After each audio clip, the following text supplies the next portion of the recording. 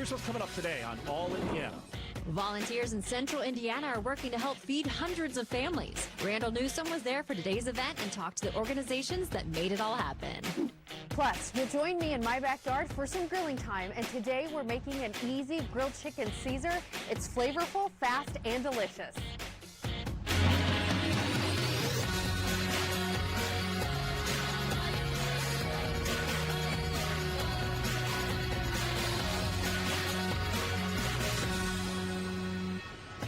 Good afternoon, everyone. Welcome to Monday and welcome to June. It's going to be a great week for you. Mike is off.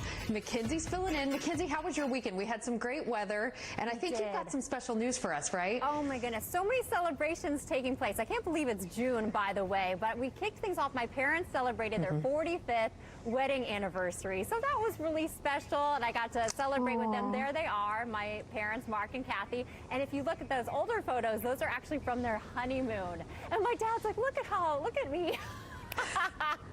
So they were high school sweethearts, and it was just really special for them to celebrate 45 years. So kudos to them. Congratulations. That's always something exciting. And, you know, Nessa, I'm one of 3 girls, and my youngest sister, Chrissy, is literally having a baby as we speak. So she's in the delivery room. I keep checking my phone for updates. So our family is ecstatic. She's having a little girl named Ruby, and she's pushing as we speak. So if we get any updates during the show, I would love to share that, because our whole family is just excited. I definitely will. How was your weekend? I have to ask. It was great. Is Ruby a family name? Just curious. No, she just chose it. It's just really heartwarming, and she just loved it. So, just going with that. It was my grandmother's name, so I loved that name. Even more we got special. Outside, we weeded, It is, yeah. That's really a really sweet name. We spent a lot of time at a park. I'll tell you about that in a second, because it has to do with our question of the day. But I know we've got lots of good news to get to. First, people that love to vacation are going to want to know this. The Florida Keys, they're reopening to tourists today. So they've been closed since March, of course, because of the pandemic. But just remember, about half of all workers in the Keys are employed by hotels, bars, other hospitality industries.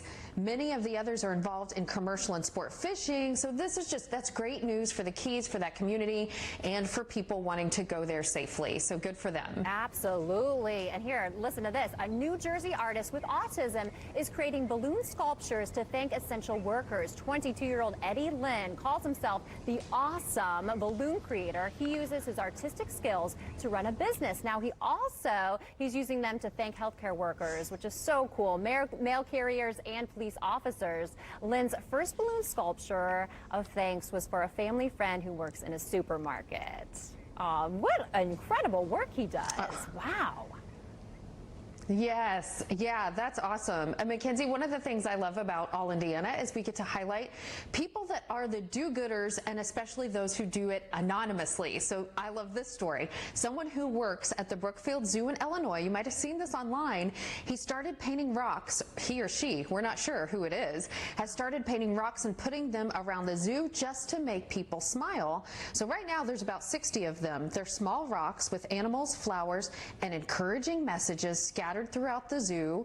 The artist, you guys, totally a mystery. We have no idea, but the zoo is hoping their idea encourages others to paint their own rocks at home, post them to social, and of course, we've got a hashtag for you. Hashtag Brookfield Zoo Rocks. I'm going to have my kids do this week. I love the idea of writing an encouraging message on a rock and letting someone just stumble upon it. So you totally should. Anessa, my little girl Lucy is 10, and she's been doing this for a while, and she loves it. She makes them, creates them, and hides them, and then people take them and then, you know, hide their own. So it's really fun and a lot of creativity for kiddos. So definitely try that out. Well, if you've been on our All Indiana Facebook page, you might have seen our question of the day for today. Now, we wanted to know, after such beautiful weather this weekend, what's your favorite outdoor activity? Now, Ness, I know you said you were out and about a lot this weekend. We were over, so we live right next to Eagle Creek. We were over at the park, and I've got to say, the past couple days, there was a long line of people wanting to get in and spend some time outside.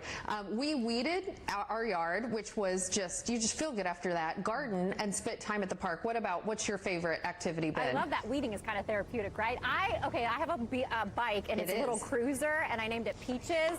Peaches got kind of wrecked in the move when I moved from the West Coast, but now she's back, and so I like to just go around on my cruiser, Peaches. And Phil Sanchez, who's coming up later on the show, he's like, what do you put in one of those baskets in your cruiser? But it's handy because you can put your water bottle, you can put your phone, you can put some flowers. That's a lot of fun. So I like to go on cruise on my bike. So what do people have to say, Nessa? Yeah. Well, okay, so on the Facebook page, hop on there and comment, because lots of people have been commenting. And let's see, Rose Hobbs says she's a good friend of the show. She says, walking her fur baby, Sir Lancelot, and sometimes just sitting on the patio. Rose, I think we need to see a picture of Sir Lancelot. David Bowenkamp says he loves mowing. He said, weird, but I just love the smell of fresh cut grass. Right. Olivia then responded to him and said, let me send you my address so you can mow my lawn. My little guy, Mackenzie, we had mowed this weekend. He comes in, he goes, it smells mowy outside. And I was like, mowy should be a word. I like that. I love that. Mowy, it smells mowy. Judy says gardening, TLC Shaw, relaxing and enjoying nature. We have a lot of people of our viewers and on Facebook that love being out in nature, and I love that. So hop on there and comment. As well. Very cool. Thanks for all those awesome comments. Well, today volunteers got together to feed people at the Johnson County Fairgrounds. That's right. They set a goal, you guys, of feeding 500 families this afternoon. Randall Newsom was there to talk to the people who organized today's event. Hey guys, I'm here at the Johnson County Fairgrounds where a very cool special event is happening right now, giving to people in need who need some food right now, guys. And we're here with David Harrell. He's one of the people in charge of this thing. Sir, how you doing? Good. It's a beautiful day. We had beautiful weather for this. I'm so glad that everyone's showing up today and taking advantage. How does this whole thing work today? I know some people may be just now getting word of what you guys are doing, but how did you guys put this whole effort together? This was an idea brought forth by one of our board members that he wanted to do something for our community. Farm Bureau is about giving back and about supporting farmers, so that's why we have so many dairy products and fresh produce out here to give back, to help the dairy industry, and to help our community. When you see the people kind of pulling up, you guys are been pretty busy since you guys opened up. What has it been like to see people coming through getting what they need? Well, there's been a whole lot of God bless yous, and we really appreciate that. Together with the Community Foundation, the Beef Cattle Association, Roseacre Farm donated eggs for us. Wow. Prairie Farms has donated milk, so many groups have come together along with Farm Bureau to make this event happen, and it's great to see the community come out and help and support this, as well as all those in need in our community. What have you seen as far as the need? I know, of course, there's need all over the place, but what have you guys been seeing right here in Johnson County? Well, talking with the food pantry, there is a need that just is never ending right now. So many people out of work, don't know where their next meal is coming from, and we're trying to fill that gap with fresh produce and fresh dairy products. How do people keep up with what you guys are doing? Obviously, this is a new project for you guys, but how do people keep up with what you guys are up to these days? Check us out on Facebook. That's what everybody else does. Yeah.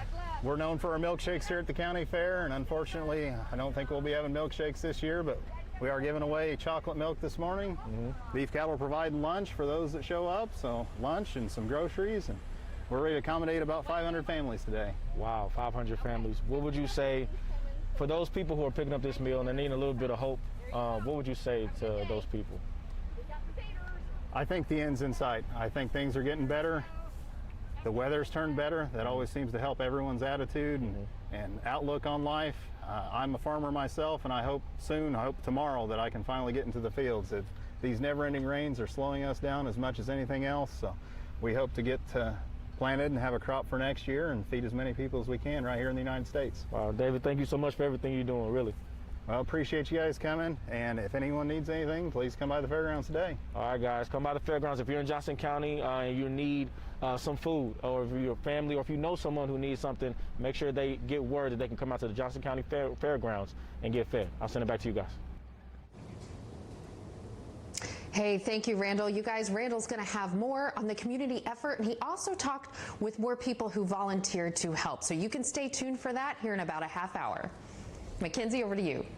With the weather this weekend, I would say very close to perfection. We're going to go over to Ashley Brown to see if we're getting any more of that this week. Ashley, what do you say? Yeah, you know, today another fantastic day, but today the best weather day of the week. See, moving forward here, we're going to bring back heat, humidity, and track showers and thunderstorms in the forecast here. Okay, so showers out there. These are spotty sprinkles mainly off to our north. As we get in a little closer there, you can see around Lafayette, Indiana, Peru, sprinkles for you to a little drizzle. This isn't adding up to much there. Cloudy skies to the north, but starting to see partly cloudy to mostly cloudy skies for areas along and south of Interstate 70. So Indy, we're actually experiencing temperatures that are quite mild right now. Current conditions, 73 for Indianapolis. You're at 72 for Carmel, about 74 for Franklin. So 70-degree temperatures. These numbers, they're below average for this time of year. But don't worry about that. We're going to bring back heat and humidity in this forecast starting tomorrow. So enjoy today. Today, the best weather day of the week, as I talked about. The reason why is that we really start to pack in that heat and humidity by tomorrow afternoon. Comfortable this evening if you want to sit outside and enjoy a meal or go for a nice walk. We're going to hold steady in the 70s under those partly cloudy skies. Tomorrow morning, you'll wake up to temperatures in the upper 50s to low 60s. By afternoon, we bring the heat, matching the warmest day of the year so far. Temperatures at 88 degrees for Indianapolis, and we're not done there. Many areas will see a 90-degree day for you on Tuesday, but we'll add more 90-degree heat to that forecast by Wednesday. But Wednesday is a day that will track showers, thunderstorms, and we'll even track a threat for severe weather on Wednesday afternoon. So I'm going to go over that threat and give you the timeline coming up. Over to you. Ooh, the heat is coming. Thanks so much, Ashley. Up next, Phil Sanchez joins us with some of the news headlines of the day, including another curfew set for Marion County. You're watching Wish TV, Indiana's only statewide TV news network.